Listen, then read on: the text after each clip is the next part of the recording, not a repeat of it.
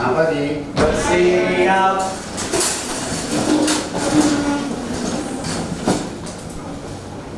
Memberi salam. Selamat pagi Pak Hendro. Selamat pagi, silakan dulu. Hari ini cukup lengkap ya. Saya lihat tidak ada bangku yang kosong. Nihil ya. Oke. Sebelum kita mulai aktivitas belajar kita, Pak Hendro akan tampilkan dulu susunan kegiatan kita hari ini. Nah, jadi kita memang hari ini akan belajar terkait berita ya. Tapi untuk aktivitas kita nanti akan dimulai doa, kemudian presensi, terus yang ketiga itu belajar ya, berdiskusi bersama. Kemudian nanti setelah sudah berdiskusi bersama, nanti kalian akan membentuk kelompok. Dan kelompok itu juga nanti akan Pak Hendro berikan LKPD sebagai bahan tugas dan diskusi kalian. Kemudian setelah sudah selesai mendiskusikan bahan, nanti kalian satu persatu secara berkelompok itu mempresentasikan hasil pekerjaannya. Kemudian nanti kita secara bersama-sama memberikan kesimpulan hasil pembelajaran. Dan saya minta nanti 1, 2, 3 orang untuk memberikan refleksi. Setelah itu pembelajaran kita akan ditutup dengan doa. Ya, oke, siap belajar? Siap. Oke, kita mulai pembelajaran kita dengan doa. Siapa yang memimpin? Cia ya? Oke, silakan Cia.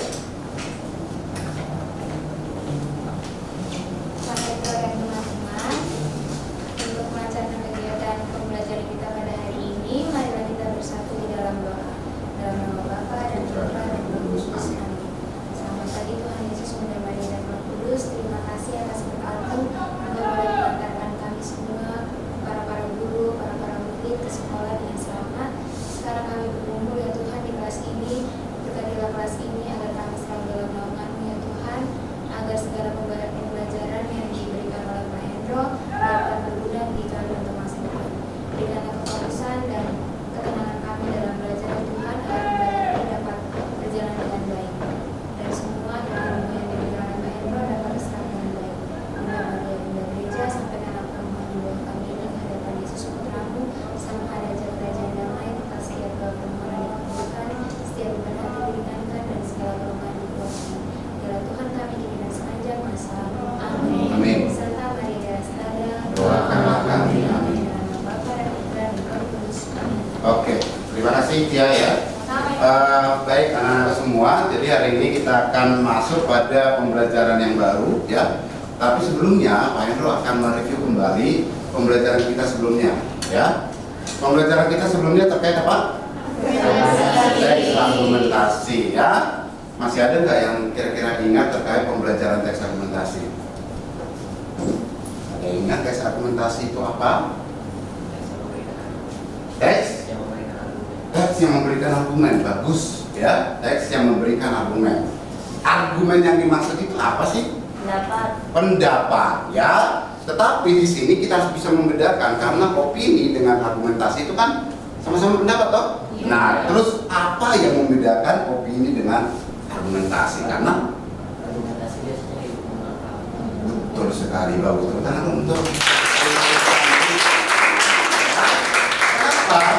Karena kalau opini itu pendapat yang dihasilkan oleh pikiran dan dipengaruhi oleh perasaan. Tetapi kalau argumentasi itu adalah sebuah opini atau sebuah pendapat yang didukung oleh sumber atau data yang mendukung ya. Jadi pembelajaran kita hari ini juga itu masih terkait dan ada kesinambungan, yaitu teks berita ya sebagai sumber informasi ya. Oke, kita lanjut. Kita akan coba lihat tujuan pembelajaran kita. Terkait tujuan pembelajaran ini adalah sesuatu yang akan kita peroleh dari hasil pembelajaran hari ini. Yang pertama, peserta didik kalian semua dapat menemukan informasi pada berita ya. Kemudian yang kedua, peserta didik dapat mengidentifikasi ciri-ciri berita. Kemudian yang ketiga, peserta didik dapat mengidentifikasi unsur-unsur berita. Terus yang terakhir, lain, peserta didik dapat menentukan syarat-syarat berita. Jadi keempat hal inilah yang akan kita coba ya, kita coba capai pada proses pembelajaran kita hari ini.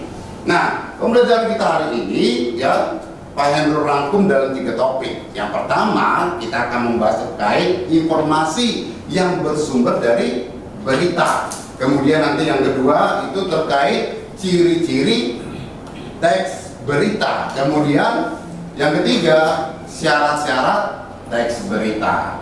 Kemudian nanti untuk menemukan informasi daripada teks berita itu diperlukan unsur ya, diperlukan unsur teks berita, yaitu apa? Adik?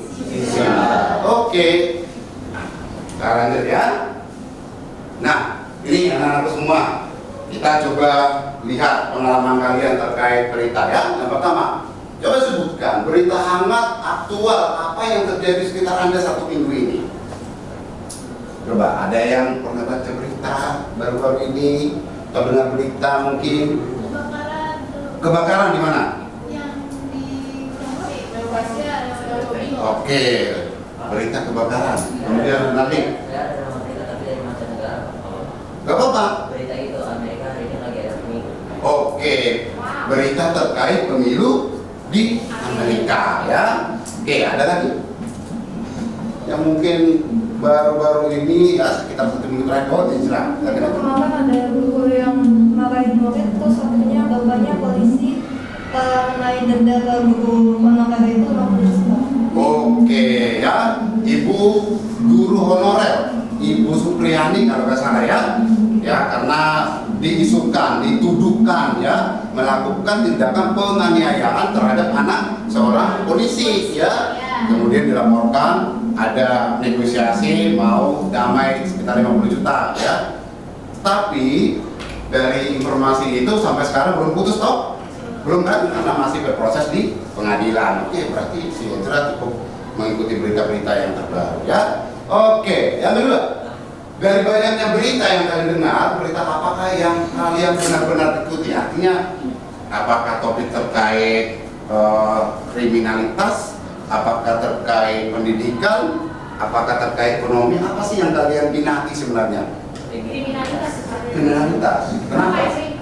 Ada begal, kecelakaan Ya, jalan. apalagi kita daerah Riau ya. Jago Info, oh iya, karena di Jago Info ya memang kami juga mengikuti ya banyak sekali kejadian-kejadian kriminalitas yang terjadi di daerah kita ya. Oke, yang ketiga, dari mana biasanya kalian mengakses berita itu? Sosial media. Dari internet ya, apalagi kalian sangat Instagram juga, oke. Masih ada yang mengikuti berita dari radio? Oke, kalau di mobil ya. Baik. Kemudian yang terakhir, dapatkah Anda menyebutkan nama media berita yang pernah Anda dengar atau mungkin kalian baca? Kompas. CNN, Kompas, apa? TV One. Oke, itu berarti terkait media elektronik ya. Terus kalau koran? Jarang ya. Tapi masih pernah lihat koran nggak? Tapi cuma dilihat. Kira-kira kenapa sih kalian itu kalau lihat koran nggak pengen baca tapi lebih baik dari HP? Apa sih? Oh, oke. Orang kan gede nggak sih? Begitu kalau di koran harus baca, Pak. Kalau di internet kan ada di Ternyata visual itu mempengaruhi ya. Baik. Karena memang kalau di koran itu bentukannya karena udah fotokopian ya.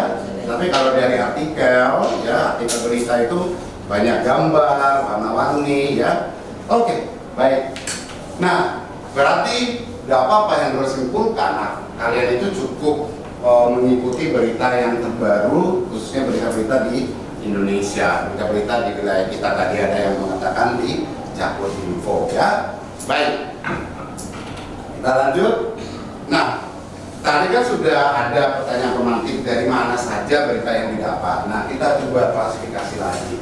Media berita itu atau sumber berita itu biasanya kita temukan dari 3 media. Yang pertama media cetak, ya. Yang kedua media elektronik. Yang ketiga media online, ya, media online. Media cetak itu tadi koran ya, koran, majalah, seperti itu ya. Kemudian media elektronik. Oh, radio termasuk elektronik ya? Ya. Kemudian media online. Media online artinya sesuatu yang didapat dari internet. Berarti banyak itu ya. Sosial media ya. Termasuk kayak itu tadi Jakarta Info. Kemudian aplikasi-aplikasi yang memang dibuat oleh para wartawan ya, pemilik wartawan. Kan kalau misalnya kita lihat sekarang Tempo punya aplikasi juga kan? Ini juga bisa diakses. Nah, media berita dari media online itu juga bisa disebut juga cyber media ya, cyber media. Nah, sekarang kan kalau kita melihat berita ya, apalagi berita dari online kan banyak ya, sangat luas, sangat kompleks, sehingga kita bisa menangkap, membaca berita yang dua sisi. Kadang-kadang kita melihat sisi lain kok memberitakan sesuatu itu jelek, tetapi dari sisi yang lain itu memberitakan sesuatu yang baik, padahal objeknya sama. Contohnya, ada satu berita misalnya membahas tentang pemerintahan Prabowo. Kan tentu tidak semua media yang memberitakan Prabowo itu baik kan? Nah, ada juga berita-berita yang mungkin hoax. Ya, berita-berita hoax. Berita hoax itu apa maksudnya? Palsu. Kira-kira bagaimana tanggapan kalian terkait berita hoax? Menyesatkan. Nah, berita yang menyesatkan. Oke, apa lagi? Mencari faktanya terlebih dahulu. Oke, kalau berita hoax berarti reaksi saya mesti cari fakta yang sebenarnya, gitu ya. Bisa nggak berita hoax itu dapat merusak pikiran seseorang? Bisa. Ya, sehingga kita kalau menerima informasi, tidak dalam berita nih, menerima informasi haruslah kita cek kebenarannya. Tidak harus dari koran, tapi kadang-kadang kita mendengar berita dari orang kan. Nah, kita harus pastikan berita itu benar apa tidak. Nah, nanti kita akan perdalam lagi bagaimana caranya untuk memastikan berita itu hoax atau tidak, ya. Nah, di sini ada gambar, udah bisa menentukan yang mana. Kalau ini apa nih? Nah, berarti masuk elektronik. Kalau ini elektronik juga kan? Kalau ini yang disebut cyber itu ya, online, karena dia hanya bisa diakses dengan menggunakan internet. Kalau ini tadi apa? Media cetak. Oke. Kita lanjut. Saya mau menunjukkan sebuah berita ya, berita dari YouTube yang dibuat oleh kakak kelasmu. Sebentar saya sambungkan dulu ke Google. Kira-kira pernah lihat orang ini enggak? Tidak. Serius? Masa sih? Ini tahun 2020 kalau nggak salah. Ada masuk 2000 berapa? Oh itu, kalian masuk tahun berapa sini? 2020 sudah Pak. Sudah ketemu ya. Pak. Nah, jadi nanti kalian begini juga tugasnya. Makanya perhatikan ya. Siap.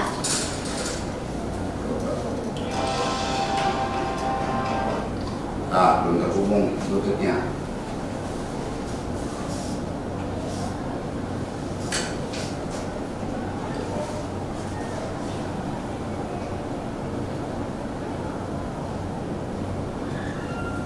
Bluetooth connected. Oke, sudah connect.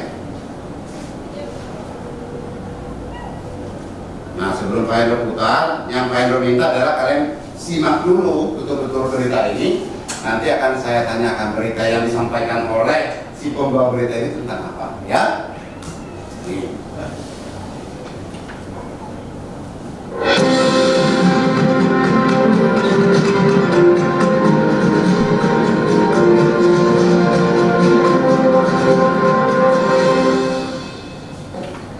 Halo, selamat siang saudara. Apa kabar Anda hari ini? Semoga tetap sehat di tengah pandemi corona. Serangkaian berita menarik telah kami siapkan untuk Anda. Bersama saya Grace Jessica, inilah Jurnal 6 Siang.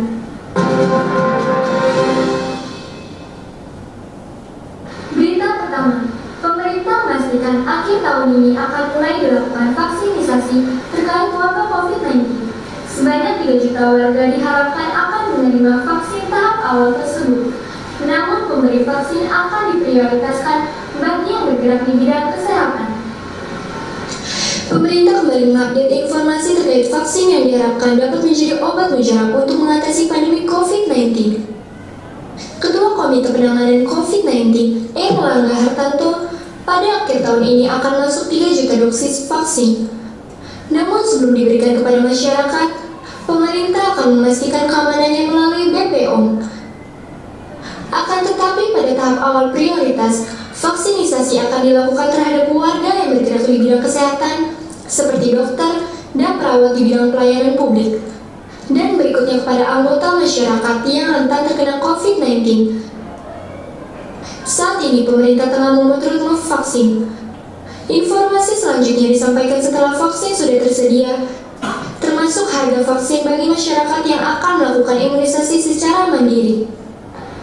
Ratusan rumah di Kabupaten Bekasi dan Kota Bekasi, Jawa Barat rusak dihantam angin. Oke, sampai situ dulu ya. Satu berita dulu kita coba ya. Nah, sebelum Pak Hendro minta informasi apa yang kalian dapatkan, Pak Hendro mau minta kalian menilai berita yang sudah coba diproduksi oleh kakak kelas kalian itu, menurut kalian penilaian kalian bagaimana? Bagus, kreatif, terus apa lagi? Jelas, lengkap, gitu ya. Terus apa lagi? Visualnya bagus, gambarnya bagus. Oke. Nah, ini juga nanti akan coba kalian kerjakan ya sebagai bahan ujian praktiknya. Tapi nanti biasanya ini berlaku di kelas 12. Kalau sekarang belum ya. Oke. Sekarang silakan kalian ingat-ingat kembali berita apa yang tadi disampaikan oleh si pembawa berita. Terkait COVID, terus proses vaksinasinya. Ada berapa? 3. Oke, siapa yang melakukan, yang punya program vaksinasi siapa? Gitu ya. Nah, kalau kita perdalam lagi ya, proses vaksinasi ini sebenarnya disampaikan di berita tadi untuk apa sih? Iya, menginformasikan. Tetapi tujuan utamanya disampaikan tadi untuk apa? Untuk memastikan masyarakat dapat terhindar dari COVID. Artinya supaya punya kekebalan. Jadi kemudian hari tidak terkena lagi ya. Oke, kita lihat berita yang kedua. Angin puting beliung yang datang secara tiba-tiba ini hanya berlaku angin puting Bekasi, Jawa Barat. Ratusan rumah masyarakat yang akan melakukan imunisasi secara mandiri. Ratusan rumah di Kabupaten Bekasi dan Kota Bekasi, Jawa Barat rusak dihantam angin puting beliung. Angin puting beliung yang datang secara tiba-tiba ini hanya berlaku kurang dari 1 menit. Namun, dampaknya ratusan rumah rusak. Inilah detik-detik angin puting beliung yang melanda kawasan perumahan Pondok Ungu Babelan, Jawa Barat, Jumat petang.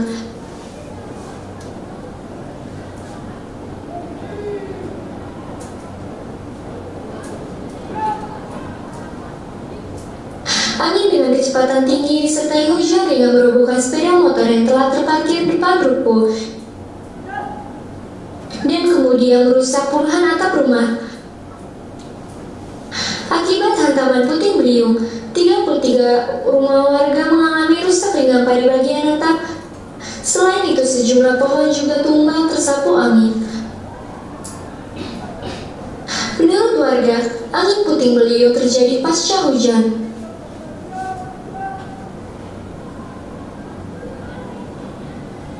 Belum terus hujan sebentar, tapi dia punya ini jatuhnya besar-besar. Air hujannya itu turunnya besar-besar. Terus sebentar reda, langsung bunyi gitu, langsung semua budak saya langsung kaget gitu. Pas dilihat ini rumah saya udah kena. Kalau ibu mengalami kerusakan di bagian mana? Saya kurang tahu aja Pak, asbesnya kurang lebih ada 3 lembar ngangkat sama kaca jendela pecah. Angin puting beliung juga merusak 95 rumah yang ada di Kelurahan Kaliabang Tengah, Kecamatan Bekasi Utara, Kota Bekasi, Jawa Barat. Sebagian besar rumah warga yang rusak di bagian atapnya tersapu oleh angin puting beliung disertai hujan. Salah satu rumah warga semi permanen mengalami ambruk rata dengan tanah. Terkait musibah ini, pemerintah Kota Bekasi langsung melakukan pendataan terhadap kerusakan sekaligus memberikan bantuan sementara berupa terpal serta tenda untuk mendirikan posko bencana. Mungkin nanti apabila ada warga yang ingin menggunakan tenda, kita sudah ada PPDB untuk menyiapkan tempat di dapur umum supaya nanti sesuai dengan apa yang diinginkan masyarakat. Untungnya tidak ada korban jiwa dalam musibah ini. Kami langsung melaporkan dari Bekasi, Jawa Barat. Oke ya, sudah habis beritanya. Sekarang coba kita analisis atau coba kita lihat siapa yang bisa menerangkan informasi apa tadi yang ditangkap dari berita yang kedua. Oke, terjadinya angin puting beliung, kemudian angin puting beliung itu merusak rumah warga ya. Terus ada berapa tadi sudah? 90 di 95 ya? Iya, 95 rumah warga di mana? Di Bekasi, Jawa Barat ya. Terus bagaimana proses mengevakuasi atau solusi yang diberikan oleh pemerintah? Oke, memberikan apa lagi? Bantuan ya. Oke, ya. Sama ya. Tadi Jackson, namanya siapa? Jackson ya? Stefanus, saya selalu salah kalau namanya. Selalu oh gitu. Oh, kenapa ya? Setiap saya melihat dia pasti pikiran saya itu Michael Jackson. Emang bisa? Bisa dia. Kan penyanyi toh? Oh iya. Grup. Cip-cip Priuk. Coba, siapa tadi namanya? Biar saya ingat. Stefanus. Sesuai nggak dengan apa yang disampaikan oleh Dresli dan kawan? Sesuai ya. Oke. Jadi sesuatu yang kita bisa lihat ya tadi dari video itu bisa kita tangkap langsung. Nah saya mau tanya nih, kira-kira kalau kalian itu antara membaca berita dari artikel misalnya ya, dibandingkan tadi melihat secara visual audio, lebih cepat nangkap yang mana? Visual audio ya. Kenapa? Karena kita langsung dijelasin gitu sama dia, terus kita tahu keadaan langsung gimana. Oke ya, tapi memang cara setiap manusia itu dalam menangkap sesuatu itu berbeda ya. Berbeda karena ya ada orang yang senang membaca, ada orang yang memang senang dalam hal visualisasi ya. Tapi kita lebih banyak di sini lebih suka melihat seperti yang sudah ditayangkan. Oke, tidak apa-apa. Nah, sekarang coba kita masuk pada materi pokok kita ya. Jadi intinya pembelajaran kita hari ini adalah terkait teks berita. Coba dibaca dulu Rinaldi yang paragraf pertama. Kata berita berasal dari bahasa Sanskerta, yakni prit, yang berarti ada atau terjadi. Sementara dalam bahasa Inggris, berita disebut news, berasal dari kata new yang berhubungan dengan hal-hal baru. Oke. Siapa yang bisa menyederhanakan kalimat yang ada pada paragraf itu? Siapa yang bisa menjelaskan secara konkret, secara sederhana? Berarti berita-berita yang muncul baru atau berita-berita yang terjadi Bahwa disebutkan di situ berita itu sesuatu yang ada atau terjadi. Oke. Ini masih di sini kan sudah mulai nyambungkan dengan teks argumentasi yang kemarin ya. Bahwasannya di teks argumentasi itu harus ada data konkret kan begitu. Nah ini nyambung nih. Sesuatu itu harus ada ataupun terjadi. Ya, sehingga dia bentuknya objektif. Kalau sesuatu itu berada di awang-awang, di hayalan, itu bagaimana? Itu bentuknya nanti apa? Subjektif.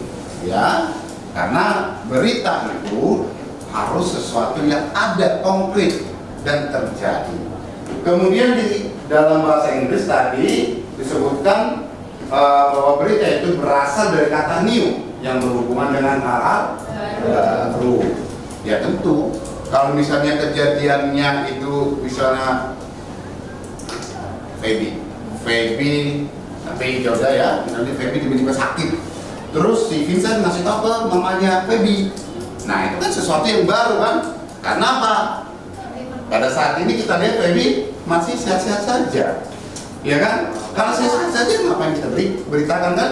Karena biasa saja. Tapi kalau misalnya tiba-tiba nih Feby sakit, kan sesuatu yang baru toh? Beritakan kepada orang tuanya. Atau siapa yang bisa berikan contoh? Sesuatu yang baru tadi. Bagaimana contohnya Mike?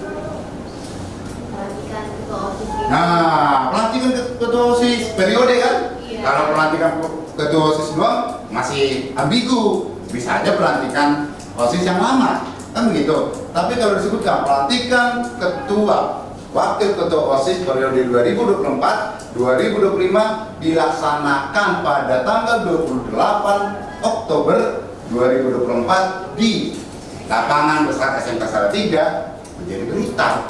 Kenapa? Karena ya baru berlangsung kan?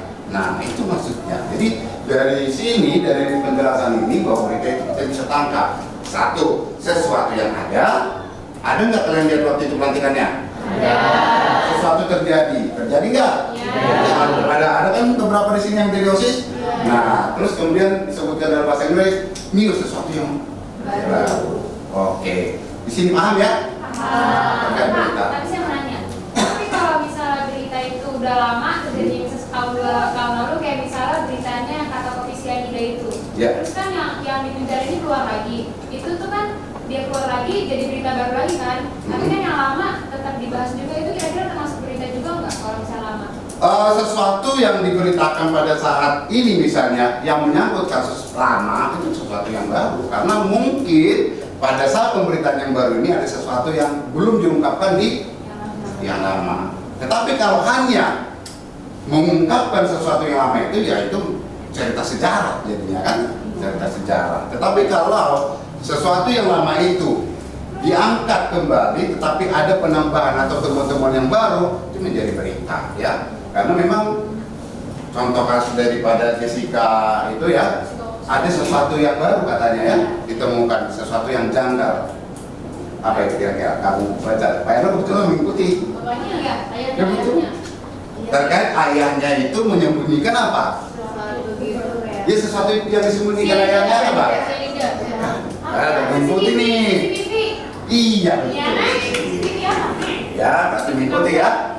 Jadi dari berita yang kita ikuti ya ini kan berdasarkan berita toh, bukan berdasarkan pikiran kita bahwa kenapa itu diungkap kembali, di-up kembali karena pada saat itu CCTV yang utuh yang dimiliki oleh ayahnya si Mirna itu tidak diungkap pada persidangan. Sekarang mau diungkap. Nah itu menjadi berita terbaru. Begitu ya. Oke. Kemudian ini kita mau lihat pendapat seseorang, pendapat ahli ya. Pendapatnya dari siapa? Asegaf. Kalau seperti ini tulisannya maksudnya apa nih? Asegaf terus dalam Summa Deria 2005 maksudnya apa nih? Iya. Jadi ada pendapat yang dimasukkan di dalam buku ya. Asegaf mengatakan bahwa berita sebagai suatu laporan mengenai fakta atau ide yang bermasalah yang dapat menarik perhatian pembaca karena sesuatu yang luar biasa penting, terutama mencakup sisi human interest seperti humor, emosi, serta ketegangan ya. Jadi masih hampir sama ya dengan apa yang disebutkan di atas tadi bahwa harus ada fakta. Kalau fakta itu kan berkaitan dengan apa? Sesuatu yang terjadi, begitu kan? Nah jadi dari kedua pendapat atau kedua penjelasan di atas yang sudah ditentukan pada slide ini, apakah yang bisa kalian tangkap terkait berita? Ini masih berita ya, belum ke teks berita. Berbeda nggak berita dengan teks berita? Beda. Apa perbedaannya, Catherine? Kalau berita itu juga dalam bentuk Bagaimana? Kalau teks berita itu berarti udah diteliti lagi sama pembuatnya, terus digabungkan dari berbagai berita jadi satu. Kalau berita berarti ya sumbernya dari Gak apa-apa, bagus, oke. Kalau berita itu kan hal-hal yang baru, tapi kalau teks berita itu suatu laporan mengenai fakta yang baru-baru terjadi. Yang dituangkan dalam bentuk Teks. satu tulisan. Jadi fokus ya, bahwa berita itu langsung aja, berita sama dengan informasi, sama dengan sesuatu yang baru, sama dengan sesuatu yang terjadi. Itu intinya daripada berita. Kalau teks berita berarti harus ada penambahan, ya. Berarti teks berita adalah suatu laporan mengenai sesuatu yang terjadi, sesuatu yang baru yang dituangkan dalam bentuk tulisan atau teks. Harus begitu, ya. Oke. Nah, berarti dari sini paham ya? Oke. Terkait teks berita sudah kita simpulkan. Ada lagi yang mau buat definisi? Tadi kita Pak Endo sudah bantu. Ada definisi tambahan nggak, atau mungkin saya punya definisi yang ini tapi benar nggak ya? Oh, saya. Oke. Berita itu tadi kan Bapak bilang sama berita informasi yang baru yang ditulis dituangkan dalam bentuk laporan teks yang didasarkan oleh fakta. Karena berita itu harus ada faktanya. Betul. Iya. Berarti itu yang definisi menurutnya misal ya. Oke. Setuju? Febri? Setuju nggak sih? Setuju. Oke. Nah, lanjut ya. Ya. Kita lihat ciri-ciri teks berita. Kalau tadi kan kita fokusnya ke berita nih, ya kan? Kita fokusnya ke berita. Sekarang kita lihat ciri-ciri teks berita. Yang pertama, bersifat faktual. Coba Felis, apa sih maksudnya teks berita yang bersifat faktual? Berasal dari fakta ya. Oke, sesuatu yang dituliskan, dilaporkan, tetapi harus berdasarkan fakta. Setuju? Setuju. Yakin, Negeri? Setuju ya? Iya, ya. Kemudian, ciri-ciri yang kedua adalah informasinya harus aktual. Coba, siapa nih yang mau saya minta Cika? Teks berita itu mestinya yang bersifat aktual. Maksudnya gimana? Aktual itu? Terjadi ya, baru-baru aja terjadi. Oke. Kalau misalnya kalian melihat, katakanlah di kita punya selingkuhan terus bikin status, yang dibikin oleh Catherine bikin status nih. Berarti yang dibikin oleh Catherine itu termasuk berita aktual ya? Iya. Cuma faktual belum tentu. Iya. Apa? Cuma faktualnya belum tentu. Faktualnya belum tentu, tapi aktualnya masuk. Ya. Masuk. Kenapa? Kenapa, Febi? Faktualnya belum tentu benar katanya. Tiba-tiba nih, saya lihat si Nikita sama pacarnya, kan saya udah kenal pacarnya si Nikita. Terus saya ketemu lah di warung yang lain, dia sama pria lain. Bisa bikin foto. Waduh, sedang sama selingkuhan. Langsung di. Serem banget ya sih itu. Yang saya buat itu, yang saya update itu sesuatu yang aktual. Tapi disebutkan tadi belum tentu faktual. Kenapa? Karena itu belum tentu selingkuhannya, bisa jadi itu temannya. Nah, betul sekali. Tangan dong untuk itu. Jadi, kembali lagi harus ada validasi. Ya. Oke. Disajikan berdasarkan kronologis. Paham nih maksudnya? Bisa? Oh, benar bisa? Jadi urutan itu runtut dari tanggal sekian, dari tanggal 1 misalnya terus sampai tanggal 31 nggak ada yang boleh maju terus beliau mundur. Oke, disajikan secara runtut. Ada urutan waktu yang jelas. Saya sebutkan pada waktu itu juga bahwa sesuatu atau teks yang berhubungan dengan susunan waktu atau kronologis itu selalu ditambahkan konjungsi temporal. Apa itu konjungsi temporal? Kata penghubung. Ya. Contohnya apa? Selanjutnya, setelah itu, sebelumnya. Oke. Kira paham ya? Betis, apa lagi Betis? Mek, apa Mek? Oke, terus sudah itu ya. Ini harus paham nih. Kalau bikin berita kan harus begitu ya. Selanjutnya, kemudian gitu ya. Oke. Yang terakhir, ciri yang terakhir itu adalah Objektif. objektif. Siapa yang bisa menjelaskan ini? Tadi sudah saya jelaskan pada Sesuai dengan iya, ya.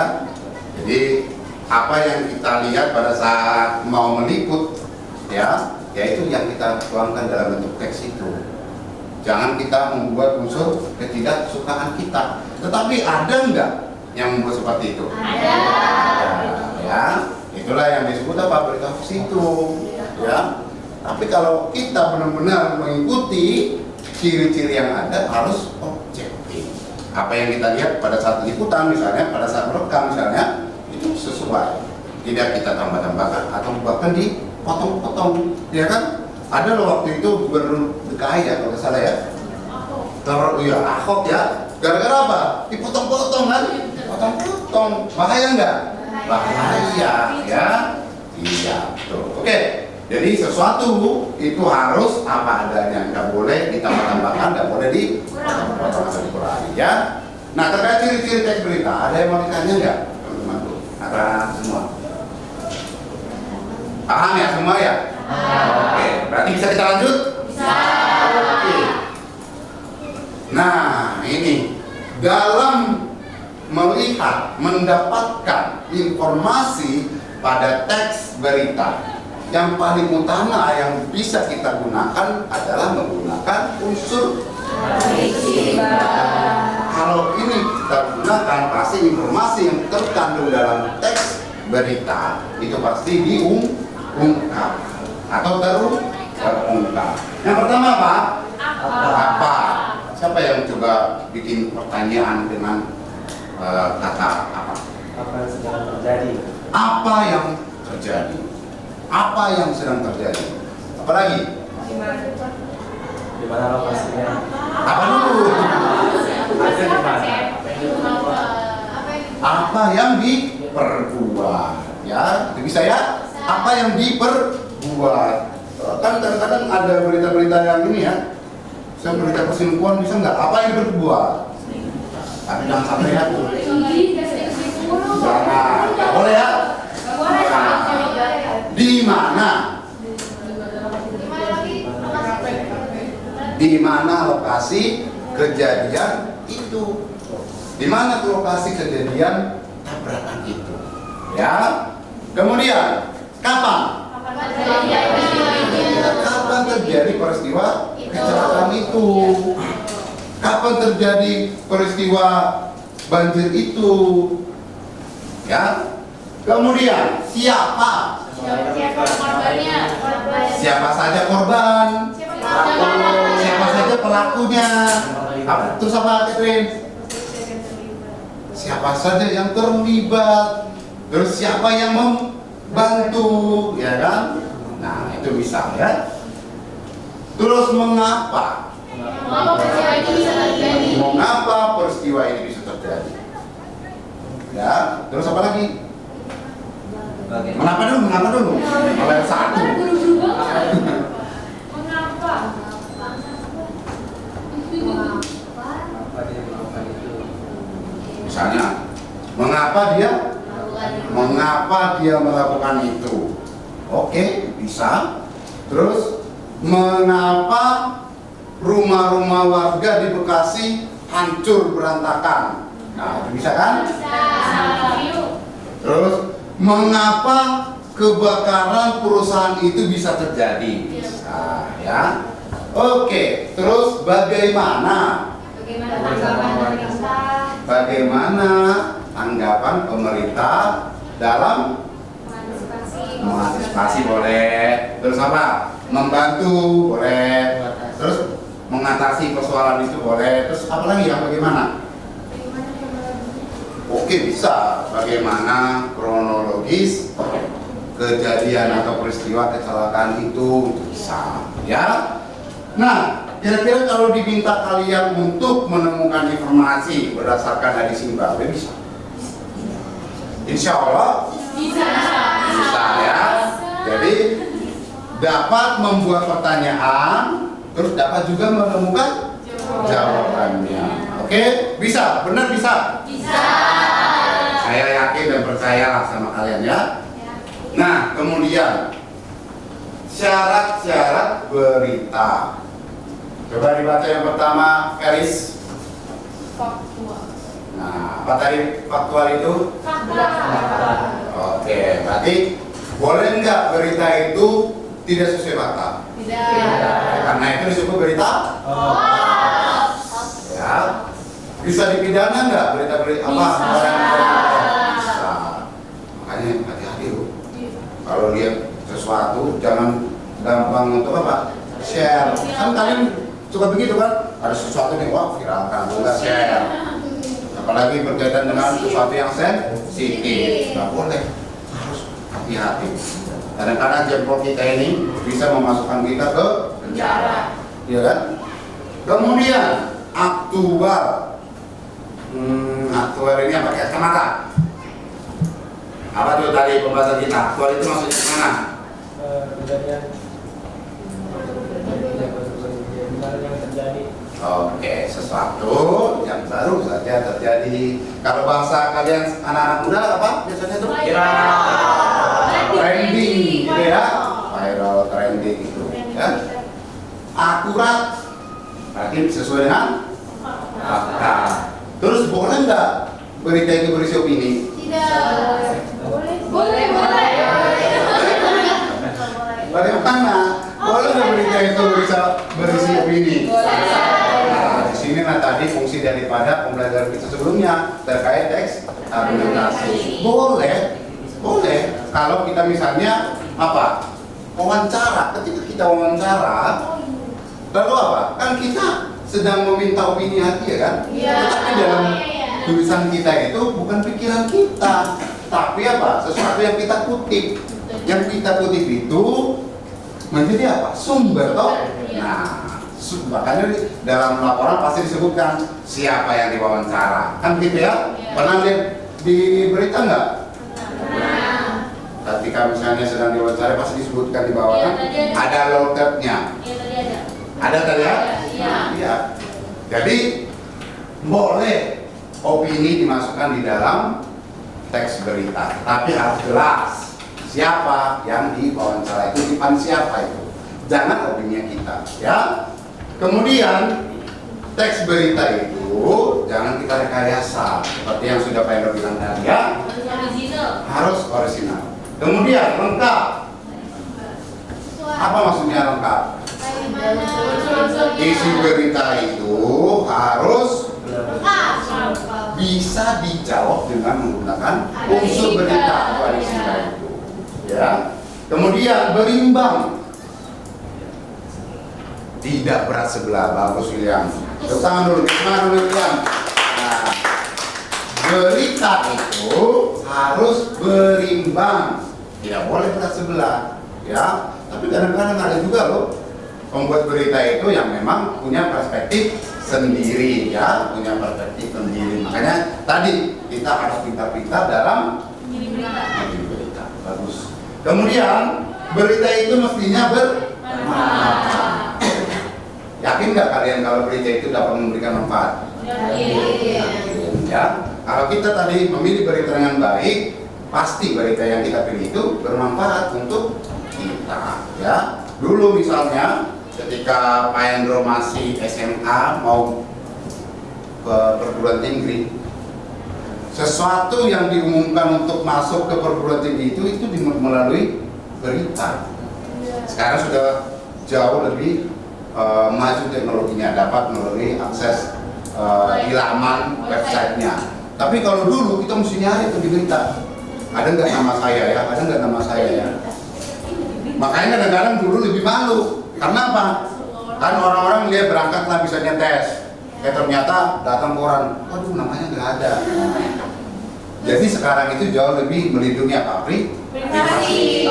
Kalau dulu kan terbuka, oh namanya nggak ada, kasihan gitu kan. Itu sama di Indonesia Pak? Iya. Berarti harus nyari nama-namanya. Iya, dulu nyari nama kita. Iya. Nah tapi sekarang udah jarang seperti itu, ya, udah jarang. Jadi langsung kita bisa akses di laman websitenya. Kemudian berita itu mestinya menarik, terus memiliki kedekatan. Maksudnya apa nih? Iya, antara bermanfaat dengan kedekatan itu ada titik sambungnya di sini. Maksudnya apa ya? Bisa dijelaskan? Kayak misalnya kita kan, misalnya kayak ada berita dari luar negeri yang benar-benar jauh dari kita. kayak begitu kan kita nggak itu dong, pasti nggak ada manfaatnya untuk kita kalau kita cuma Betul. tahu bacanya doang. Iya, ya. Tepuk tangan dong untuk nanti. Jadi misalnya Vincent ngikutin berita Donald Trump nggak? Enggak, karena nggak ada kedekatan kan? Ya. Tapi ada juga seseorang yang mengikuti karena apa? Mungkin dari sisi intelektualitasnya memang senang dengan hal itu. Makanya ada tadi apa? Menarik, ya kan? Dia merasa menarik terhadap politik, sehingga politik dunia global diikuti. Berarti ada juga unsur kedekatannya. Tetapi nggak bisa dipaksakan juga kepada Vincent. Dia mesti tahu berita mancanegara, enggak. Dia hanya tahu berita di wilayah Jakarta Utara saja sudah masuk unsur kedekatan, ya. Kemudian berita itu mestinya memberikan dampak atau pengaruh, ya. Yakin nggak bahwa berita itu memberikan dampak atau pengaruh? Yakin. Waktu itu pernah loh Pak Hendro ngasih pidato terkait ini bahwa berita itu memberikan dampak atau pengaruh. Waktu apa itu? Pidato Pak Hendro yang mana tuh? Iya, waktu upacara. Tentunya pasti upacara ya. Ya. Karena pidato itu biasanya adanya di upacara. Nah, tentang apa? Masih ingat ya? Mana pernah yang berita di pidato? Tentang apa? Hah? Iya, masuk sejarah. Ya, sudah mulai Itu diingat. pahlawan-pahlawan nggak sih? Ya, sudah mulai ada kaitannya. Yang waktu Sumpah Pemuda. Iya, tentang Sumpah Pemuda. Kan yang hari Tentang Pemuda Indonesia. 30. SPKI. Ya, kan waktu itu Pak Hendro menjabarkan kan bagaimana posisi RRI. Apa itu? Radio Republik Indonesia itu begitu pengaruhnya, begitu punya efek yang besar terhadap opini masyarakat, memiliki dampak. Ketika pada saat itu RRI dikuasai oleh kelompok komunis, diberitakan bahwa kondisi saat ini darurat, Soekarno seperti ini, ya kan? Masyarakat dulu mendengar langsung mau mengikuti, ya kan? Akhirnya apa? Waktu itu para partai komunis bebas berkeliaran. Tapi apa yang dilakukan oleh Soeharto pada saat itu? Merebut RRI, ya kan? Merebut RRI, baru langsung diberitakan kembali bahwa saat ini kondisi Indonesia baik-baik saja. Soekarno dalam keadaan sehat dan baik-baik saja. Opini masyarakat berubah lagi. Punya dampak toh? Punya dampak, sehingga pada saat itu juga semua komunis dapat dihancurkan. Itulah kuatnya apa? Berita, kuatnya informasi. Sama sekarang, bisa enggak satu kelompok dengan kelompok lain itu punya konflik hanya gara-gara berita? Bisa. Makanya tadi hati-hati dalam menyebarkan berita, ya, karena dampaknya begitu besar. Nah, terkait siaran-siaran berita, ada yang mau ditanya? Yakin semua pahami? Paham. Benar? Benar. Oke. Sekarang Pak Hendro akan meminta Anda untuk berdiskusi. Ya, nanti saya akan berikan nih LKPD, Lembar Kerja Peserta Didik. Ini yang saya berikan ini satu-satu. Artinya setiap peserta didik dapat satu. Berarti pekerjaannya pekerja individu. Ya, yang ini. Nah, pekerjaan kelompoknya apa Pak? Pekerjaan kelompoknya adalah Anda mencari berita dengan tema tertentu. Oke? Mencari berita dengan tema tertentu, tetapi tugas atau panduan pertanyaannya mengikuti apa yang ada di sini. Ya, yang pertama itu Anda diminta untuk memberikan pengertian teks berita berdasarkan ahli. Nanti silakan diikuti di sini. Terus yang kedua itu nanti mencari unsur-unsur berita dari yang sudah kalian temukan. Ya, oke. Kelompok. Jadi masing-masing kelompok itu satu tim, satu kelompok itu 4 orang ya, 4 orang. Ini kelompok 1. Silakan langsung bergabung, tapi gak usah ribut. Ini kelompok 2, kemudian ini kelompok 3, kelompok 4, kelompok 5, dan kelompok 6. Ya, kelompok 1 apa namanya? Pendidikan. Ya, kelompok 2 politik. Kelompok 3 terkait budaya, tema budaya. Kelompok 4 oke. Kelompok 5 hukum. Kelompok 6 nah, jadi dicari berita yang terkait pendidikan, dicari berita yang terkait budaya. Ya, satu aja. Kemudian kalian copy, ya, kalian simpulkan nanti, diberikan sinopsisnya atau rangkumannya, lalu dijawab adik simbanya, ya, dalam PPT nanti presentasi satu-satu, ya, presentasi masing-masing kelompok. Paham nggak? Kok cuma sekali? Paham nggak? Ini.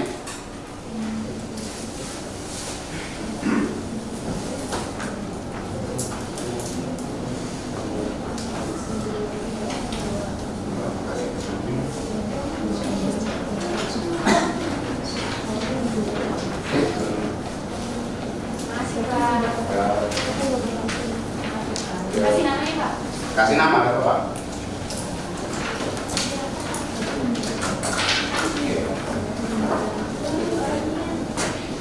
Silakan dikasih nama. Ini nanti untuk individu, ya. Langsung saja dijawab di situ yang untuk individu.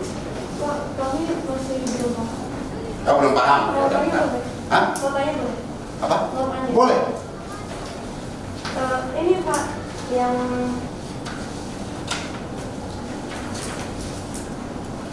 ini Mas Ada dulu? fotonya. Iya, sebentar ya. Oh, ya sudah. Ya udah cepat.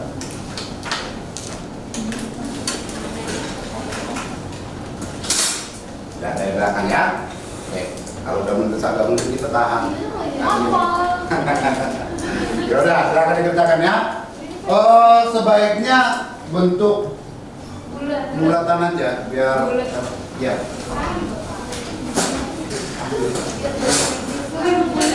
Ini bertiga, ya? Ya, biar rapi. Agak diangkat lah, biar menimbulkan suara kebisingan. Main rotasi waktunya 15 menit, ya. Apa nanti? Bapak, nanti itu kita buat PPT gitu Pak. Iya, jadi yang kalian dapat dari internet itu, berita yang dari internet itu sesuai dengan tema itu, kalian sajikan dalam bentuk PPT. Kalau yang saya bagikan itu dijawab sendiri-sendiri sebagai sumber nilai pribadi kalian nanti. Jadi kita carikan Nah, baiknya dicari apa dulu? Dicari, jadi dibagi tugas. Ada yang nyari berita, ada yang menyiapkan kanvanya atau PPT-nya. Sulit deh, itu politik gak sih? Jadi misalnya ini politik yang Indonesia di luar negeri. Oh, itu boleh di belakang aja. Oh, pribadi aja. Iya, Kalau misalnya yang ini sudah muat di sini, boleh dikasih. Apa? Tadi yang Indonesia sudah Iya. Iya. Iya, boleh. Nanti taruh di belakang, taruh yang muat, ya. politik. Iya. Ini dulu gak sih?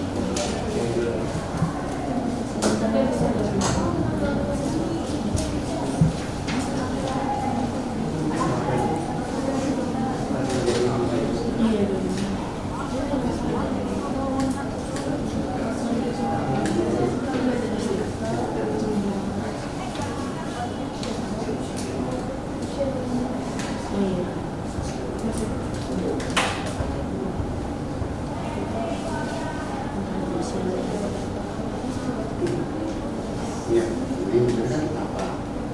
Buat jadi gini, apa kan? Di bawah tulis bikin pertanyaan apa yang terjadi sesuai dengan itu jawabannya. Iya, sih. Mau satu lagi? Ayo nolak ya. Bapak saya juga masih ada Pak.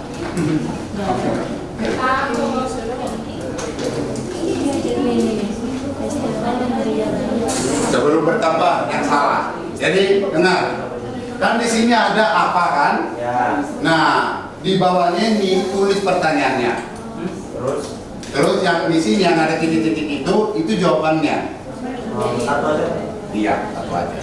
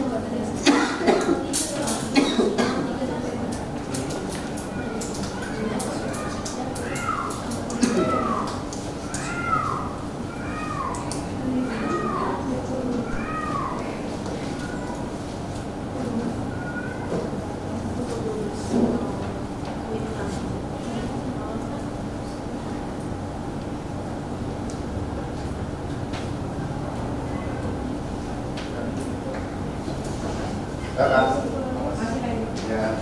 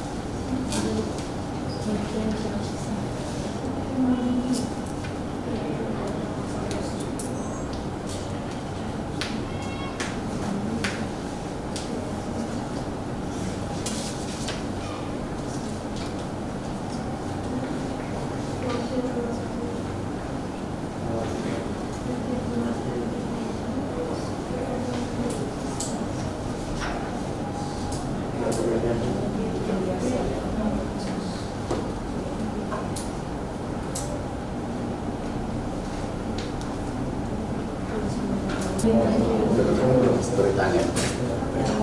Ketemu. Jalannya ada banyak.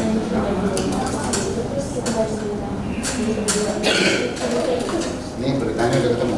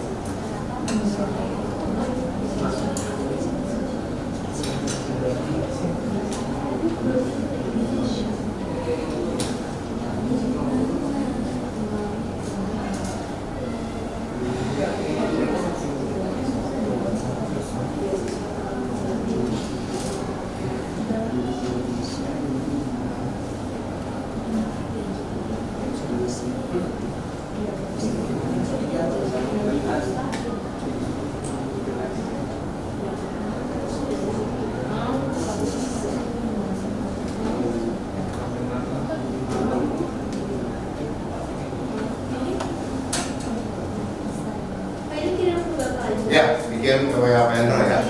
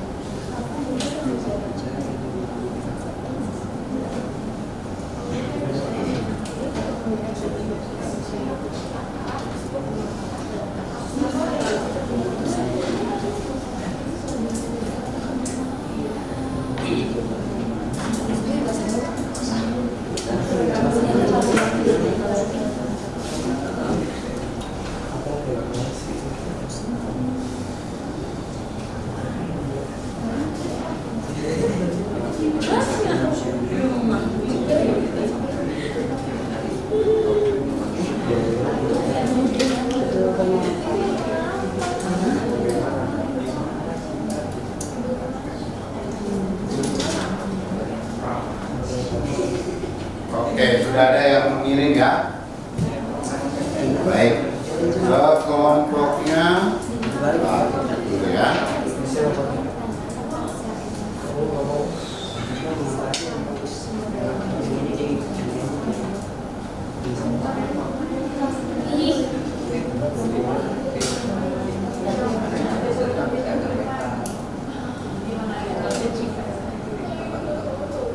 Oke. Kelompoknya Misal ya? Iya. Silakan. Boleh. Dua boleh. Kelompok Misal. Satu operator ya.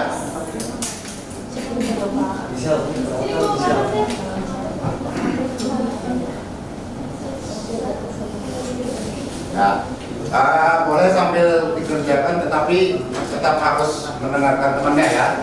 Oke. Barangkali ada pertanyaan juga nanti dipersilakan kalau ada yang mau bertanya ya. Ya, boleh perwakilan. Selamat pagi Pak Endro dan teman-teman. Selamat pagi. Kita dari kelompok Vital Politik. Sebelumnya, sebelum presentasi kita akan memperkenalkan diri. Nama saya Vincent. Saya Michelle. Ini anggota kelompok kami, ada Vina, ada saya, Michelle, dan ada Andrea dan Jessley. Berita yang kami pilih adalah berita tentang Indonesia dan China memperkuat kolaborasi riset di bidang strategis. Nah, ini cuplikan secara beberapa berikutnya. Ya. Terus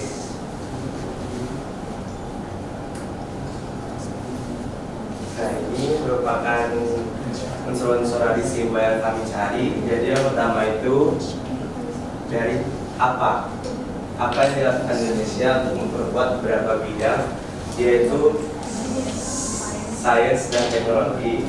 Nah, dari pertanyaan ini jawabannya dengan cara memperkuat kolaborasi riset dan inovasi dengan Kementerian China dalam berbagai bidang strategis termasuk kesehatan, energi, dan perubahan iklim. Yang kedua itu di mana penandatanganan kesepakatan kolaborasi tersebut penandatanganan kesepakatan kolaborasi tersebut dalam pertemuan implementing arrangement concerning first joint research program.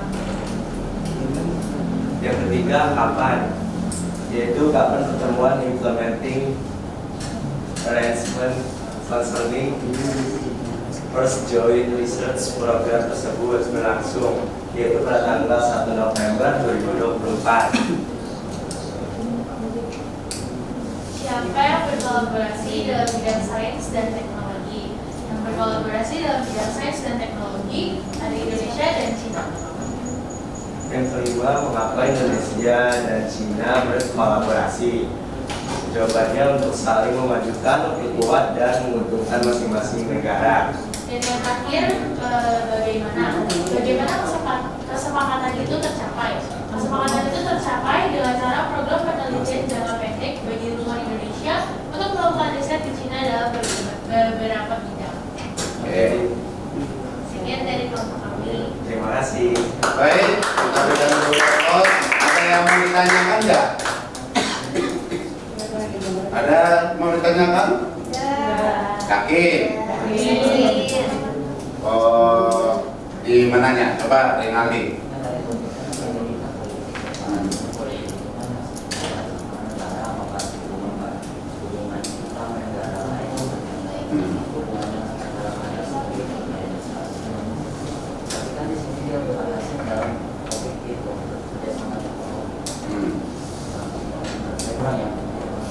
Oke, yang dikritisi oleh Rinaldi Kianju adalah terkait topik ya. Oke, Bapak. Sekarang dicek di slide sebelumnya. Oh berarti yang tadi. Yang apa? Coba ya teman-teman, anak-anakku semua. Pertanyaannya kan di sini, apa yang dilakukan Indonesia untuk memperkuat beberapa bidang yaitu dan seterusnya, oke? Dilihat nih. Nah, jawabannya di situ apa? Dengan cara memperkuat kolaborasi dan seterusnya. Ada yang bisa mengkritisi nggak? Kalau yang lain saya kira sudah tepat, sudah betul, sudah bagus. Tinggal nomor satu ini nih, yang pertanyaan apa?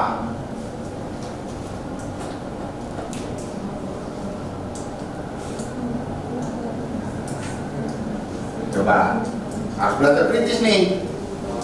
Apa? Harusnya bagaimana? Oh ya, kayaknya dia udah menemukan harusnya bagaimana? Jadi kan ini ditanya apa yang dapat Indonesia beberapa bidang ya, terus ini jawabannya diulang.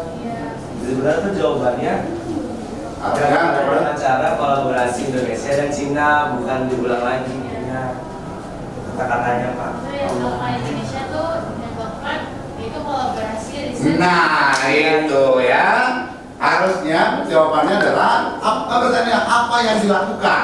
Berarti jawabannya harusnya kolaborasi. Nah, kalau jawabannya seperti ini, berarti pertanyaannya apa? Bagaimana?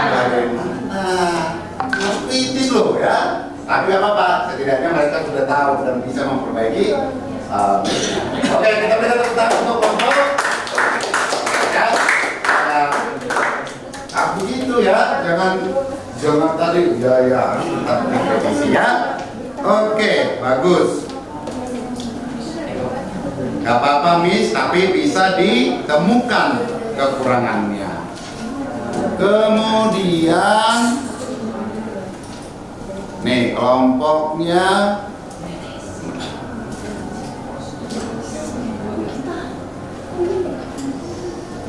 Andris, silakan. Siapa yang mau jadi perwakilan? Kita mau maju semuanya, Pak. Oke, gak apa-apa. Mau maju semuanya boleh. Silakan. Satu yang jadi operator ya.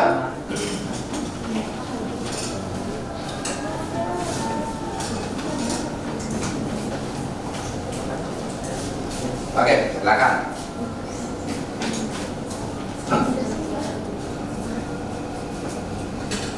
Selamat pagi Pak Indro dan teman-teman. Selamat pagi. Kami dari kelompok Berita Budaya. Sebelum kami mempresentasikan berita kami akan memperkenalkan diri. Pertama, nama saya Andres Wadayudara. Nama saya Felis. Nama saya Eza. Nama saya Febiana Tasya. Nah, kami mendapat berita yaitu berita budaya, dan berita budaya ini yaitu dengan judul Festival Mulia Raya. Nah, ini ada link beritanya, boleh dibuka dulu.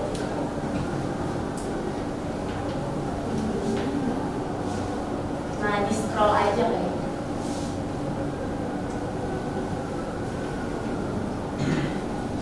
Oke, balik ke PPT. Oke, sambil boleh dilihat juga ya beritanya ya.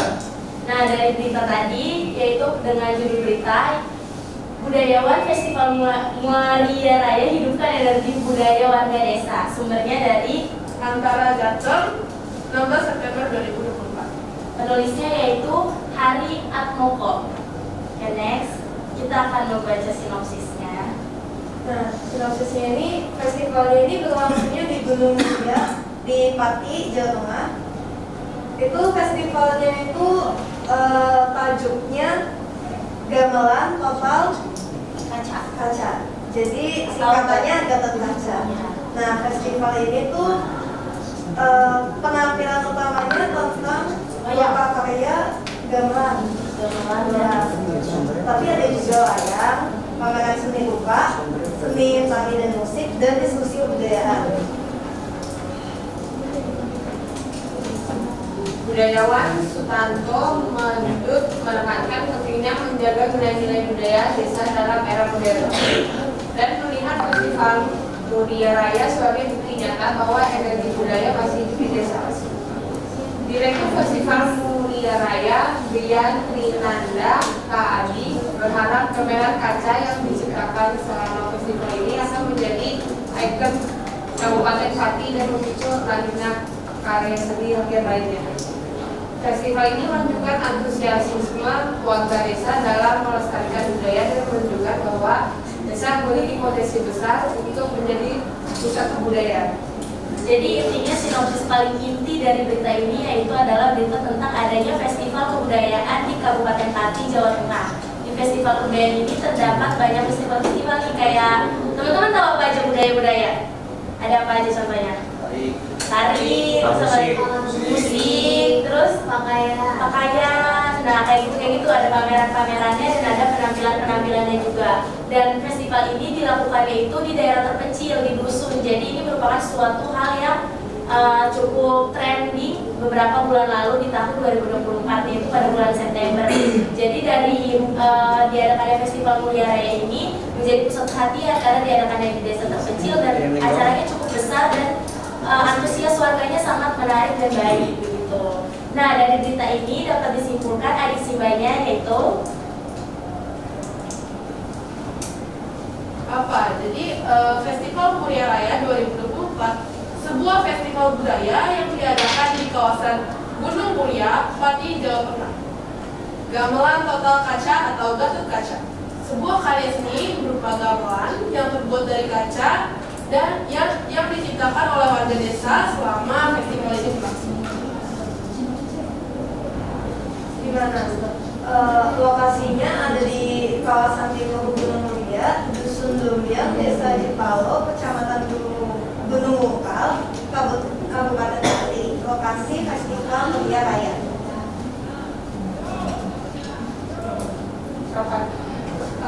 Kegiatan ini terjadi kegiatan ini berlangsung pada 8 sampai 15 September 2024, tanggal pelaksanaan Festival Muria Raya Maret 2024. Waktu lokasinya pembuatan gamelan kaca. selanjutnya siapa saja pihak yang terlibat. Yang pertama adalah seorang budayawan dan perintis komunitas 5 Gunung Kabupaten Magelang, yaitu budayawan yang kayak perintis dari 5 gunung itu yang mengikut serta di dalam kegiatan itu namanya Susanto Mendut. Selanjutnya adalah seluruh warga desa Jepalo, Kecamatan Gunung Mungkal, Kabupaten Pati. Selanjutnya ada Brian Trinanda Adi, Direktur Festival Muria Raya. Mengapa? Nah, untuk festival ini diadakan untuk menghidupkan kembali energi budaya warga desa. Tujuan utama festival ini untuk menjaga nilai-nilai budaya desa, pentingnya melestarikan budaya desa dalam era yang semakin modern ini, dan untuk mengembangkan karya seni rakyat, dan harapannya agar gamelan kaca ini atau Gatot Kaca menjadi ikon Kabupaten Pati dan memicu lahirnya karya seni lainnya di daerah tersebut. Bagaimana? Nah, bagaimana terkait berita ini melalui berbagai kegiatan seni dan budaya seperti lokakarya, pameran, dan kegiatan seni lainnya. Ini melibatkan warga desa secara aktif. Jadi warga desa turut ambil peran dalam menciptakan karya seni ikut pelatihan lokakarya gamelan, dan tampil dalam festival. Oke, sekian dari Adi Simba dari Berita Festival Budaya yang kami sampaikan. Apakah ada pertanyaan? Ada pertanyaan? Lengkap? Oke, kita tepuk tangan. Oke, lanjut. Terima kasih. Kelompok berikutnya.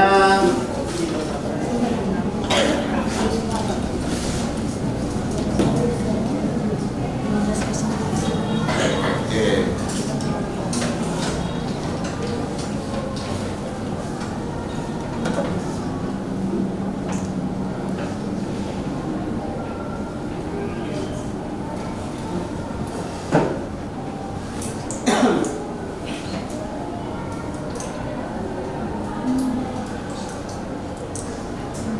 Ya. Jaringannya putus.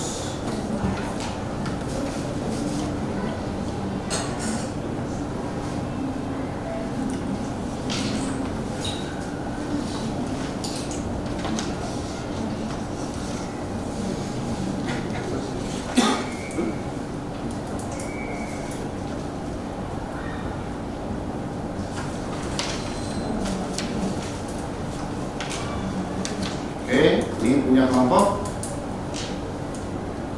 Ya Pak, silakan maju. Kelompoknya Sia ya? Oh, kelompoknya LC. Nah, silakan.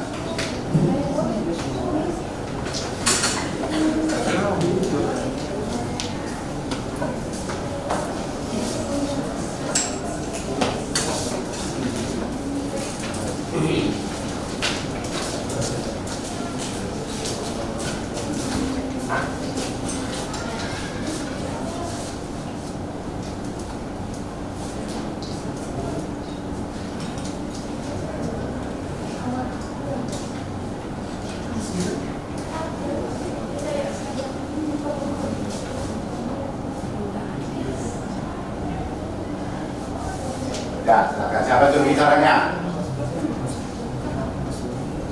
Selamat siang teman-teman dan Maestro. Selamat siang. Sebelum ini kita mau mempresentasikan tentang ekonomi kita ini. Sebelum itu perkenalkan waktu kami, nama saya Stefanus. Saya Indra. Saya Desi. Saya Dika. Oke.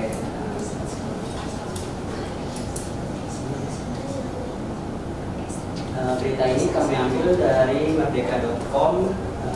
Beritanya itu ditayangkan pada hari Sabtu 1 November 2024. Beritanya.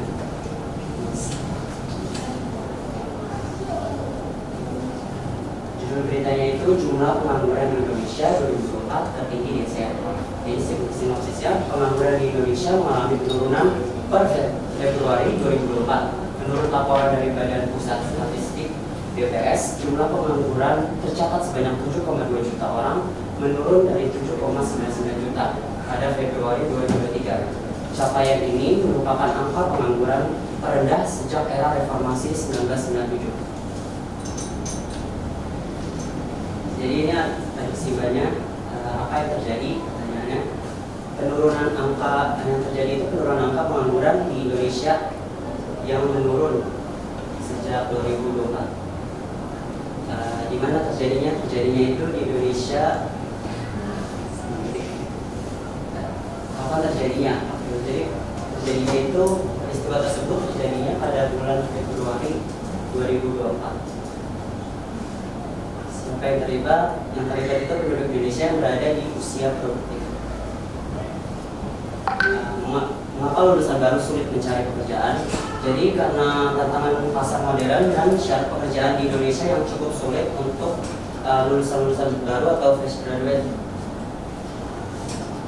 Bagaimana bisa terjadi penurunan angka pengangguran?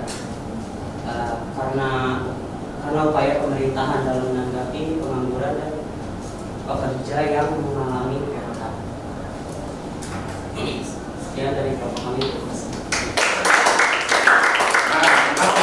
Jelas ya? Jelas. Kita lanjut saja kelompok yang berikut.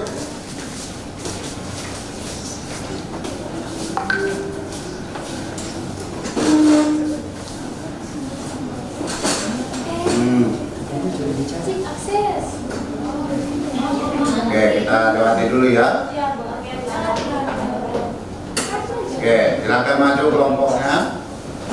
Baby.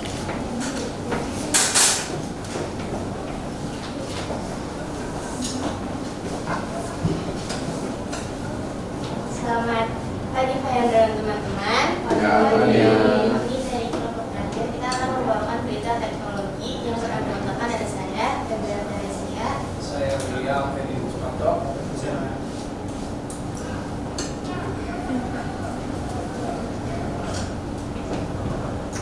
Kita akan membawakan berita teknologi AI.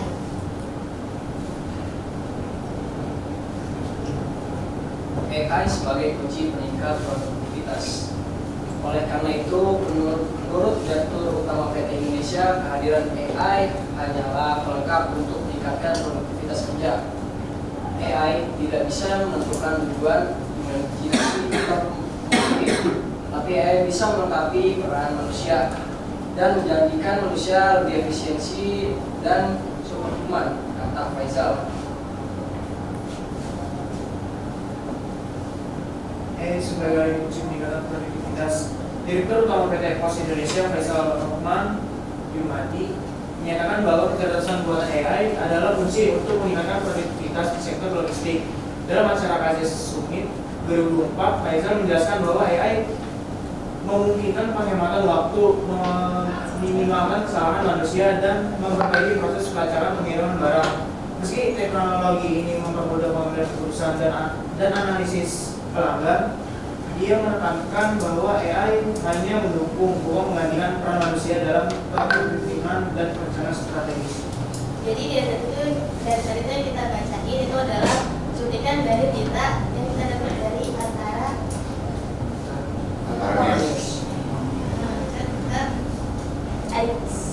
Aritnya dulu. Pertama ada apa? Itu pertanyaannya, apa yang dikatakan oleh Direktur Utama PT Pos Indonesia. Jadi kata Faisal Rahman menyatakan bahwa kecerdasan artifisial merupakan salah satu kunci untuk meningkatkan produktivitas di sektor logistik. Selanjutnya, di mana acara KJS Summit 2004 digelar di Jakarta. Kapan acara KJS Summit digelar di Jakarta? Itu hari Selasa, November 2024. Oke, selanjutnya siapa Direktur Utama PT Pos Indonesia, yaitu Faisal Rahman Yumadi. Lalu, mengapa AI dapat menggantikan efisiensi, memprediksi kebutuhan, serta mengurangi kesalahan manusia yang biasa terjadi dalam operasional sehari-hari? Tanpa digital, pelacakan dan pengiriman barang secara end-to-end, mulai dari pengambilan hingga pengantaran, tidak akan mungkin terwujud. Menurut dia, pelancaran logistik memerlukan teknologi untuk melacak dan mengawasi pergerakan barang di setiap titik melalui hubungan digitalisasi dan AI.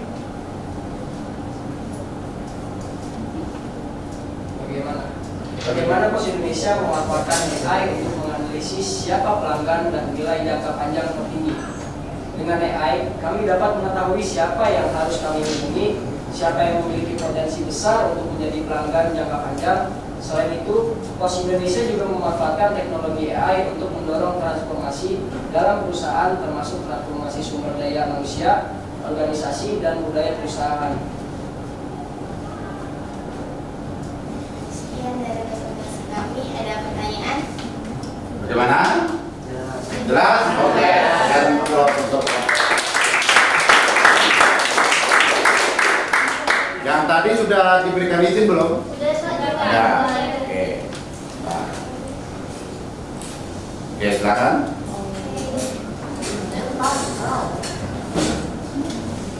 Berita tentang kesehatan ya? Ya. Oke. Wah, ini terjadi di kalangan Gen Z ini. Selamat pagi Pak Hendra dan teman-teman. Pagi. Kurang keras. Selamat pagi Pak Hendra dan teman-teman. Jadi di sini kami dari kelompok kesehatan ingin membahas tentang kesehatan yang terjadi di masa-masa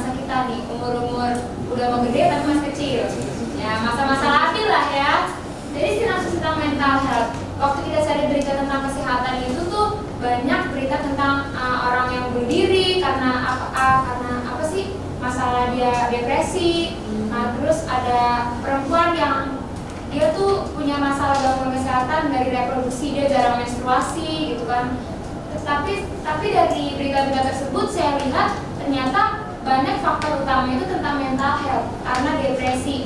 Contohnya kayak misalnya bunuh diri. Otomatis kalau orang bunuh diri dia karena depresi kan, dia kurang didengarkan dengan teman-teman, dia gak ditemenin sama teman-teman, atau dia punya masalah di rumah tetapi dipendam sendiri. Itu akhirnya dia ya istirahat. Habis itu yang kedua, misalnya cewek, dia sebulan bisa nggak menstruasi. Pasti banyak tuh yang overthinking, kok gue nggak mens ya? Kenapa ya? Gue perasaan nggak ngapa-ngapain, kenapa gue nggak mens? Ternyata salah satu penyebabnya itu karena mental health juga, stres, depresi, kecapean apalagi. Justru malah lebih baik kita kecapean tapi kita sehat, kecapean tapi kita bahagia. Karena contohnya Andris, kemarin Pak waktu Andris ikut di CBC itu Pak, dia kan sebelumnya dia nggak mens nih Pak. Abis itu dia ikut di situ kecapean kan Pak, tapi dia senang, besoknya dia langsung mens Pak. Tuh, berarti itu salah satu berarti Andris bahagia kan kemarin? Iya. Bahagia itu makanya yang bikin kecapean faktor laki-laki mungkin Resli. Jadi mental health ini adalah gangguan yang terdapat di diri kita masing-masing, nggak di biologis tapi di psikologis, yang dapat memberi dampak banyak terhadap kesehatan lain. Kalau misalnya orang sakit pasti dibilang jangan dipikirin, sakit mah udah pasti sembuh kok. Itu ya biar sakitnya nggak makin parah. Pasti kalau misalnya pikirin terus, badan kita mengeluarkan imun-imun yang negatif kan, itu makanya bikin badan kita makin sakit. Jadi untuk remaja-remaja kayak kita gini nih, jangan stres, jangan gampang sakit hati karena cowok-cowok nih, jangan stres nih karena cowok-cowok, hati-hati aja. Aku tiba-tiba bunuh diri kan, you never know. Selanjutnya kita pertanyaan tadi sih Mbak, pertanyaan pertama. Kita lanjut, kan kita tadi udah ngedengerin dari sinopsisnya dari Kia. Kita bakal lanjut nih dari simbanya. Yang pertama itu adalah apa itu mental health? Kesehatan mental adalah kondisi kesejahteraan emosional, psikologis, dan sosial individu. Ini mencakup kemampuan seseorang untuk mengelola stres, menjalin hubungan yang sehat, beradaptasi dengan perubahan kehidupan, serta merasakan, memahami, dan mengatasi emosi. Jadi sama apa yang dibilang sama Cia, kalau gangguan kesehatan mental itu tuh memang ada di dalam diri kita sendiri. Kalau kita stres, kita nggak bisa kontrol emosi, kita terlalu membawa semua itu jadi over. Jadi itu tuh membuat kita tuh jadi adik-adik dulu. Kita ngerasa kalau kita belum cukup, kita terlalu kurang dalam hal apapun. Next. Gimana mengajukan pertanyaan tentang kesehatan mental. Jadi SAMHSA memiliki sumber daya daring untuk membantu orang menjawab pertanyaan tentang mencari perawatan dan dukungan. Jadi kan ini kita teknologi nih, banyak juga kita pasti yang gak mau curhat secara langsung, kayak ih malu curhat secara langsung. Jadi ini mungkin pemerintah punya situs daring, contohnya SAMHSA, itu kita bisa lewat daring, lewat ketikan, kan kita gak malu nih, ih orang ini punya masalah mental kayak gini. Kalau misalnya kita mengajukan misalnya pemerintah bukan lewat Google Form, jadi kita bisa cerita, tapi pemerintah nggak tahu kita yang mana aja, kita nggak malu untuk cerita tersebut. Next. Jadi kapan rata-rata manusia mengalami gangguan mental health?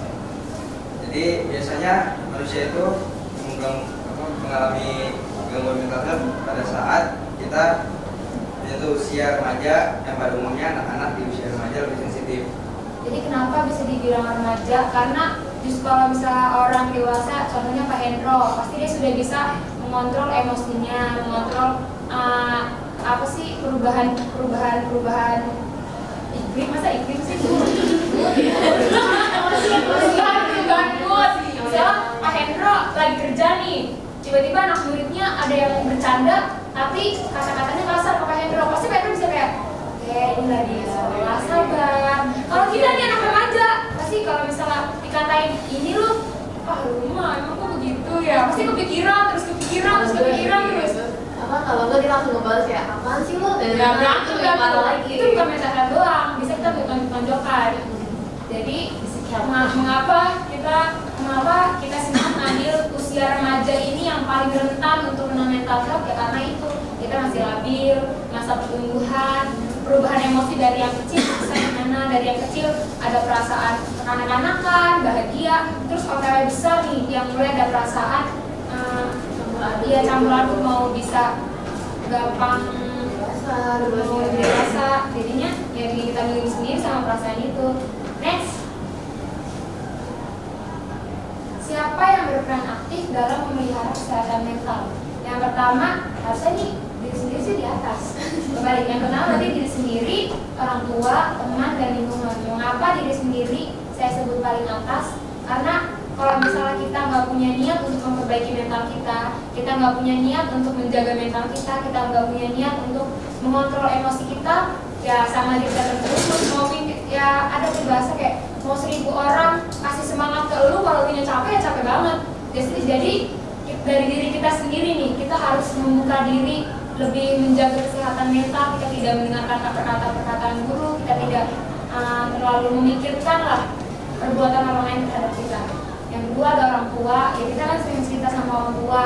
Terus yang ketiga ada teman. Biasanya kita tuh gengsi kan cerita sama orang tua, apalagi kita udah mau dewasa. Pasti ceritanya tentang, "Mah, tadi aku diselingkuhin." Pasti gitu kan? Pasti malu kalau cerita ke orang tua. Kayak, masih kecil juga masih diselingkuhin. Bakal tawa-tawa yang misal. Pasti kita udah cerita ke temen. Misalnya, "Kamu enggak kesini selingkuh tahu?" Kan? Atau kita yang selingkuh? Ya siapa tahu. Enggak. Selanjutnya ada lingkungan. Yang lingkungan ini berperan aktif dalam mental kita juga. Kalau misalnya kita berada di lingkungan yang baik, kita bisa memilih lingkungan yang baik, otomatis kita kesehatan mental kita, diri kita sendiri akan ikut terbawa arus lingkungan tersebut. Next. Nah, next itu dari mengapa hal itu bisa terjadi. Nah, yang pasti itu dari faktor genetik. Biasanya tuh faktor genetik itu kayak dari emosional kita. Bisa tuh bahasa anak zaman sekarang tuh angel issue. Nah, itu tuh dari better issue sama motor issue. Jadi emosional kita tuh gak stabil gitu. Terus itu dari pengalaman traumatis. Ini biasanya kan orang-orang masih SMP tuh kayak udah diputusin kayak, aduh gue trauma banget, diputusin. Udah trauma tugasnya numpuk. Iya, berasa paling hidup paling sakit, paling aduh kayak emosi yang tersakiti gitu. Terus itu lanjut ke stres dan tekanan hidup. Itu masuk ke tadi pengalaman traumatis. Jadi kayak kita ada stres nih, banyak tugas dari ini tuh, terus mikirin ini, mikirin orang tua dan lain-lain. Nah terus next itu ada isolasi sosial. Mana sih? Nah lanjut aja kita ke tidak setaraan sosial dan ekonomi. Seperti yang dibilang tadi, kayak pasti kan kayak ekonomi ini kayak ini anak kaya, ini anak miskin, kayak pasti ada tuh yang namanya istilah di kesetaraan. Ya gak mungkin jadi itu namanya kesetaraan ekonomi. Terus dan masih banyak lagi faktor lainnya yang pasti mungkin dari teman gitu, terus dari ekonomi, terus dari keluarga, dari perkataan bisa juga. Next. Bagaimana upaya untuk meningkatkan kesehatan mental? Pertama itu terapi ke psikologis. Jadi kalau misalkan kalian merasa bahwa diri kalian tuh udah benar-benar susah, ya terus susah buat membenahi sendiri, terus habis itu juga misalkan situasi di rumah juga nggak mendukung, habis itu di teman-teman juga, apalagi lingkungan sekolah atau ya lingkungan tempat kalian itu tuh benar-benar kayak apa sih? Ya pokoknya jauh berbeda lah. Ya, itu tuh bisa jadi salah satu solusinya itu ke terapi psikologis. Terus habis itu yang kedua itu meditasi. Meditasi itu biasanya dia apa ya? Pengendalian emosi sih. Iya, terus dia sendiri. Terus yang ketiga itu olahraga dan menjaga kesehatan fisik. Jadi bisa juga dia tuh olahraga dan menjaga kesehatan fisik. Terus kayak dia tuh melakukan hal-hal untuk melakukan hal-hal itu untuk melupakan atau meninggalkan hal-hal negatif itu. Terus habis itu mengatur pola makan. Pola makan juga penting karena kalau misalnya kita makan menghindari kebiasaan buruk. Contoh kebiasaan buruk yang ganggu mentalnya apa?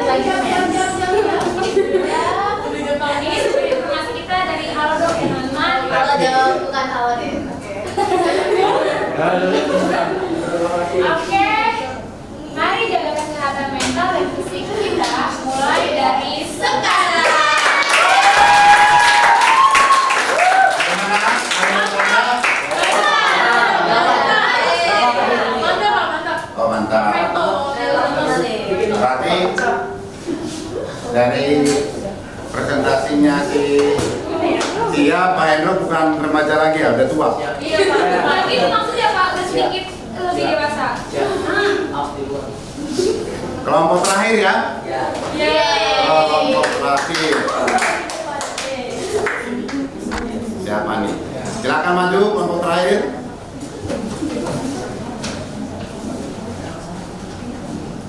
Satu jadi operator.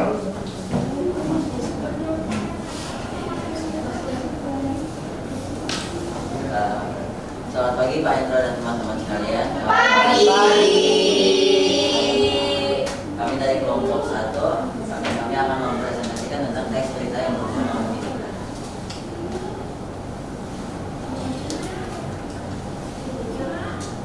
Perkenalkan, nama saya Catherine Patricia. Perkenalkan, nama saya Nafi. Nama saya Silvania, nama saya Vincent. Jadi topik ringkasan berita yang kami ambil itu adalah tentang Kementerian Pendidikan Tinggi Sains dan Teknologi atau yang kita singkat dengan Kemenristek akan mengkaji ulang beasiswa lembaga pengelola dana atau dana pendidikan atau yang dikenal dengan LPDP. Kemenristek akan melihat apakah pengelolaan dana itu optimal atau tidak. Nah, kalau dilansir dari antara Jumat 1 November 2024, hal itu disampaikan oleh Wamen Dikti-Saintek Stella Christy. Dia mengatakan pihaknya sedang meneliti secara sama terhadap penggunaan dana LPDP berbasis data yang melakukan data analisis berbasis pengeluaran dan manfaat yang dapat didapatkan. Nah, berikut ini ada unsur-unsur adiksi banyak. Apa yang terjadi? Yang terjadi adalah Kementerian Pendidikan Tinggi, Sains dan Teknologi atau disingkat Kemenristek akan mengkaji ulang beasiswa lembaga pengelola dana pendidikan disingkat LPDP. Kementerian Pendidikan Tinggi, Sains dan Teknologi akan melihat apakah penggunaan dana itu optimal atau tidak. Di mana berita itu diliput? Berita tersebut diliput di Jakarta. Kapan hal tersebut disampaikan? Disampaikan pada hari Jumat tanggal 5 November 2024. Siapa yang menyampaikan hal tersebut? Yang menyampaikan adalah Wamen Dikti-Saintek Stella Christy. Kenapa Kemenristek mengkaji ulang beasiswa LPDP?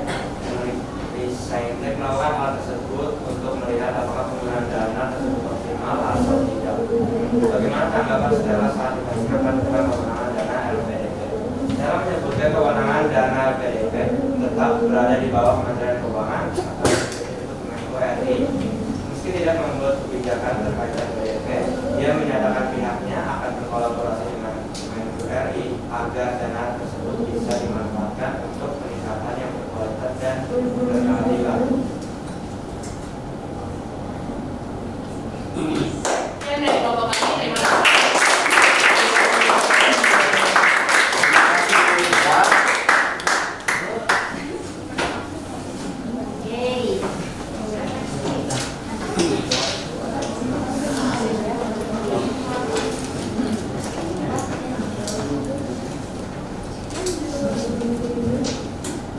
Oke. Nah, jadi sudah semua ya yang tampil. Nah, kita tinggal menyimpulkan dari apa yang sudah kita pelajari hari ini, khususnya bagaimana ciri-ciri, kemudian syarat-syarat teks berita, lalu bagaimana menggali informasi dari teks berita menggunakan adik, Simba, sudah tadi semua melakukan ya. Nah, kemudian kita coba refleksikan pembelajaran hari ini. Apa kira-kira yang kita syukuri? Siapa yang bisa? Saya. Oke, silakan bisa. Jadi hari itu banyak banget pembelajaran yang kita dapat. Jadi kayak gimana kita harus tahu bisa memilih diri kita, mana berita hoax, mana yang benar. Jadi kita tahu lah caranya memilih diri kita. Terus habis itu juga kita udah ngerti sama dari berita-berita, banyak berita-berita juga tentang politik, teknologi dan lain-lain. Itu bersyukur banget sih Pak, terus sama tim sekarang. Oke. Ada yang disesalin nggak selama proses pembelajaran kita? Bahagia banget hari ini, kita harus bersyukur juga. Terus perbaikannya apa? Apa yang kita perlu perbaiki? Iya. Oke. Untuk menghindari berita hoax berarti harus dilakukan apa? Proses validasi ya. Untuk performa teman-temannya ataupun Pak Hendro bagaimana? Semangat ya, naik?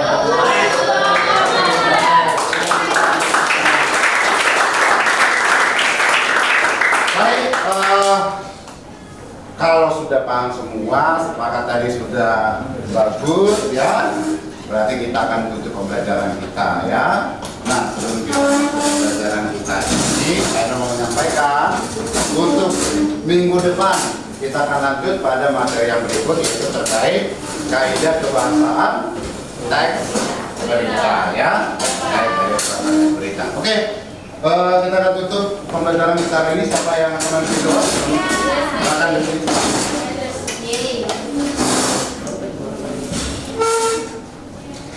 Mari Pak Hendro dan teman-teman semua untuk mengakhiri kegiatan pembelajaran kita pada hari ini, kita berdoa doa dan Bapa dan Roh Kudus. Amin. Ya Tuhan, terima kasih atas berkat-Mu telah menjemput kami di sini dari pagi hingga sore hari ini. Kiranya pembelajaran pada hari ini yang diberikan Pak Hendro dapat kami cerna dan kami maknai.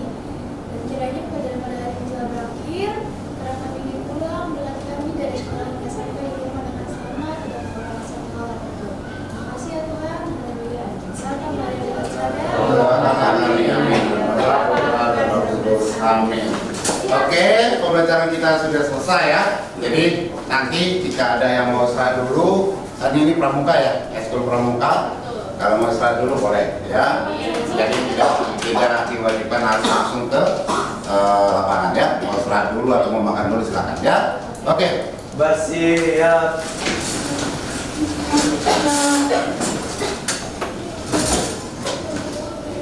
Memberi salam.